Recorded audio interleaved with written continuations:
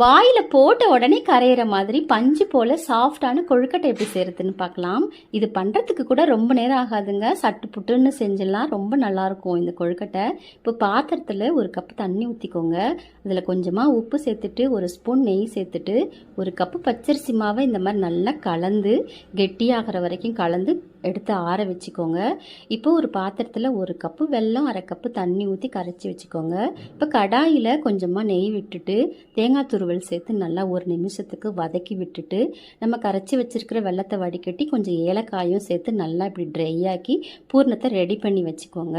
இப்போ மாவை நல்லா ஆறி வந்துடுச்சு. இந்த மாதிரி உருட்டிட்டு கையில் இந்த மாதிரி நல்லா உருண்டையாக இந்த மாதிரி பண்ணிவிட்டு கொஞ்சம் பூரணத்தை எடுத்து வச்சு நல்லா பால் மாதிரி நல்லா அழகாக உருட்டி வச்சுருங்க.